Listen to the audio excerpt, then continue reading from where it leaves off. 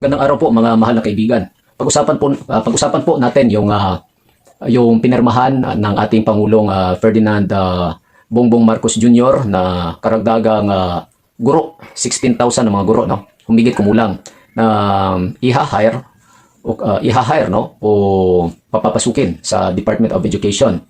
Ang tanong, solusyon ba ito upang matugunan ang kakulangan sa ating mga guro, upang matugunan ang mga pangangailangan ng mga mag-aaral na lalong dumarami kada taon? Sa akin pong palagay, personal opinion ko lang po ito. Hindi ko po sinasabing ako ay tama. Sa aking palagay, hindi po solusyon. Sapagkat number one, wala pong monitoring mula sa central office, no? Kung yung 16,000 na yon ay talagang mapupunan, no? Meron talagang guro na papasok at magsiservisyo at masisiguro na yung mga guro na yon ay magagaling, makumpleto, may lisensya at wala pong kamag-anak sa loob. Ibig sabihin walang backer.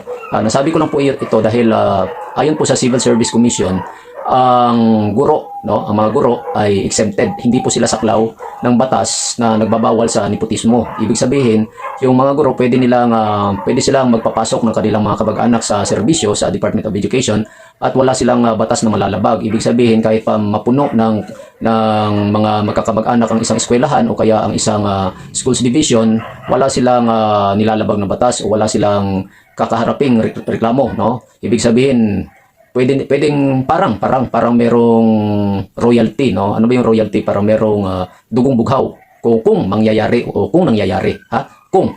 ang bagay na yan. Kung halimbawa sa isang schools division puro magkakamag-anak, iisang apelyido lamang ang nandyan nakaupo, no, sa matataas na posisyon, maging sa posisyon ng pagtuturo, ibig sabihin kontrolado nila ang buong schools division o ang buong paaralan kung nangyayari, no? So kung nangyayari yan, di parang masasabi nating dugong bughaw nga. Ano ba yung dugong bughaw? Kasi sa ibang bansa, no, yung mga hari at reyna, no, hindi sila mapapalitan ng ibang tao o ng ibang pamilya, kundi pamilya lamang nila ang hahalili sa kanilang mga pwesto, no? At yung mga pauupuin nila sa gobyerno o sa pamahalaan ay yung mga kamag-anak din nila, no? Yung mga dugong bughaw, yung mga ibig sabihin ng mga kadugo nila, no? So, pero dapat hindi mangyari yan sa ating bansa kasi ayon sa batas, ang Pilipinas ay isang republika, no? Ibig sabihin, ang kapangyarihan ng pamahalaan o ng gobyerno ay mula sa mga tao.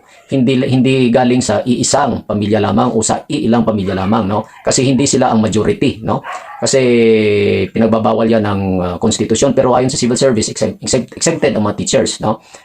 Kung meron sanang congressman o senador na magpasa ng batas na ipagbawal ang nepotismo sa Department of Education para masiguro na ang papasok sa serbisyo o ang magiging guro ay talagang sincero, no? Talagang magaling, talagang may malasakit sa mag-aaral at sabihin nating walang backer kasi sa aking personal na opinion, kalimitan kasi sa may mga backer o yung mga merong kamag-anak na nakaupo sa batas na pwesto, pwedeng pwedeng umabuso, no? Pwedeng mambuli ng kapwa niya. Pwede ring sabihin natin maging mahangin, no? Kasi yun nga dahil pakiramdam niya makapangyarihan niya na dahil yung mama, papa o sino mang kamag-anak ay doon nakaupo sa mataas na pwesto, no? Kung kaya pwede niya nang gawin ang lahat, no? At kung meron siyang problema, madali lang pagtakpan, no? At saka kung meron siyang makaaway, no? Pwede nilang pagtulungan dahil yun nga magkakamag-anak sila, no? Hindi pa napag-iisipan ng ating kagalang-galang ng mga senador at congressman na ipagbawal ang nepotismo sa Department of Education. Sa akin lamang po palagay, dapat pag-isipan po nila at magpasa sila ng batas na ipagbawal na ang nepotismo sa Department of Education at sa posisyon ng pagtuturo. Dahil napakarami na nating mga professional na mga guro, marami na mga graduates. Hindi katulad noon na kapos ngayon, sumusobra na, no? Ang dami na, no? Tapos ito din sa isa kong opinion, no, na hindi sagot ang 16,000 na pagpapapasok ng mga bagong guro sa Department of Education dahil hindi rin tayo sigurado, no? Sa aking palagay, hindi ko sinasabi na tama ako, no? Ano lang ito, opinion lang ito, no? Baka lang naman, no? Baka yung budget na ibinigay ng Pangulo o na inaprubahan ng Pangulo, no? At inaprubahan din ng Department of Budget and Management, baka mapunta sa hindi maganda, no? Baka magkaroon ng ghost employees, no? Kasi walang inventaryo ng mga guro, no? At saka sa akin ding palagay, no, dapat merong merong reshuffling na mangyayari, no? Ibig sabihin yung mga empleyado, lalo na yung sa personnel department, dapat ilipat sa ibang schools division. Halimbawa, no? Halimbawa, isa kang empleyado, no? O opisyal, no, sa personnel department, no? So may kakayahan kang mag-aproba kung sinong makakapasok sa DepEd, sinong hindi, no? So kung nandun ka sa sarili mong lugar, no, sa aking palagay lang, at meron kang napupusuan kasi marami kang kakilala no, sa iyong lugar dahil taga dyan ka, no? Posible na yung pipiliin mo yung napupusuan mo dahil sa personal, no? Personal na relationship, no? O sabihin natin dahil sa personal na mo lamang, personal na interest, no?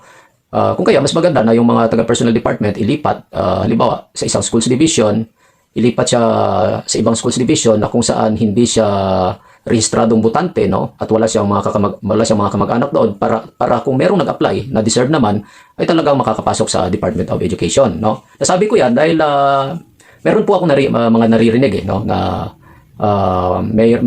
mayroon daw, no, hindi tayo sigurado, no, pero kung iimbestigahan lamang ng mas nakakataas, no, bubuo sila ng, sabihin natin, ng task force, no, na usisain ito kung totoo ba o hindi. Talagang sa akin palagay meron siguradong meron silang matutuklasan, no. Sigurado meron silang matutuklasan kahit papaano, no, kasi hindi naman hindi naman malayong mangyari, no, base sa karanasan ng tao na may mga tao talaga na posibleng umabuso sa pwesto hanggang sa sabihin natin na detrimental na sa public interest. Sabihin natin hindi na magiging maganda ang serbisyo, no, dahil sa personal na interest, no. Kung kaya, no, sa aking palagay, mas maganda i-transfer yung mga taga-personal department, no, wag doon sa kanilang lugar na marami silang kakilala, kundi doon sa mga karating lugar na wala silang mga koneksyon, wala silang mga kamag-anak, no, para masigurado na hindi na maiimpluwensyahan ang pagpili nila sa mga papasok sa Department of Education, no? Kasi yun nga, may narinig ako na yung isa may aplikante na kompleto, no? Kompleto ang papel, no? Nasingitan ng isang aplikante na narinig ko lamang na hindi pa pumapasa sa board examination pero na-promote na.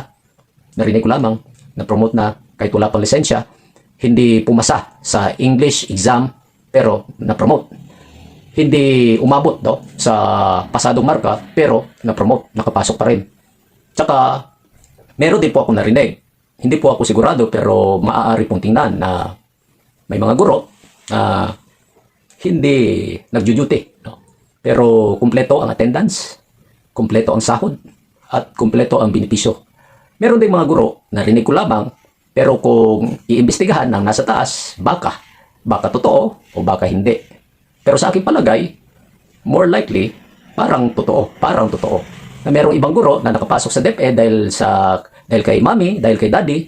Pagkatapos, pinaglaruan lang ang posisyon sa DepEd bilang isang guro. Nag-practice lang ng isang taon, tapos lumipad na ng ibang bansa, no? So, ibig sabihin, inaksaya yung oras ng gobyerno, inaksaya yung pondo ng gobyerno, at pagkatapos,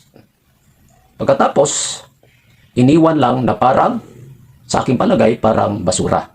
Kaya mas mabuti, hindi lamang sabihin natin na magbibigay kayo ng ganito karaming bakante o pwesto sa gobyerno na hindi nyo babantayan ang mga tao na magpapapasok o pupuno, no, doon sa mga bakanting posisyon.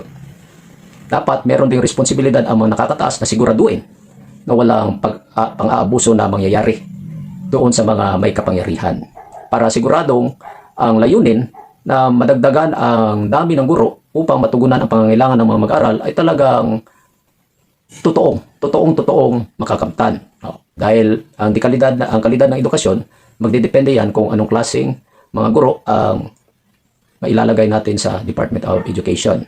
Yun lamang po, at sana mabigyan po ito ng pansin, at sana magkaroon ng tunay na pagbabago sa Department of Education, sa akin pong palagay, at sana kumilos din po yung mga nasa taas, magkaroon po ng task force na mula sa ibang lugar, no?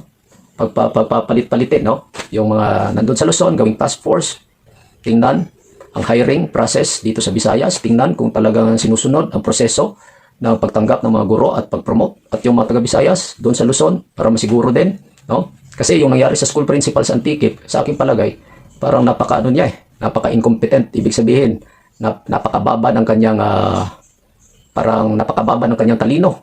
Walang laman ang kanyang pananalita at wala siyang leadership at higit sa lahat wala siyang malasakit sa mga mag-aaral.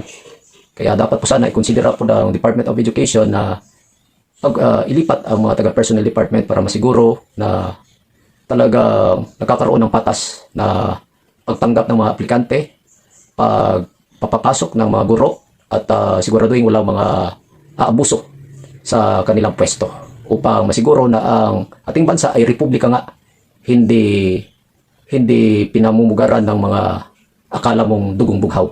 Yan po ay sa aking palagay lamang. Maraming salamat po at mabuhay po tayong lahat. Nagbibigay lamang po ako ng opinion dahil ako po ay isang philosophy teacher. Kung kaya, pinag-aaralan ko ang mga bagay-bagay na nangyayari sa ating paligid. Maraming salamat po at mabuhay po tayong lahat.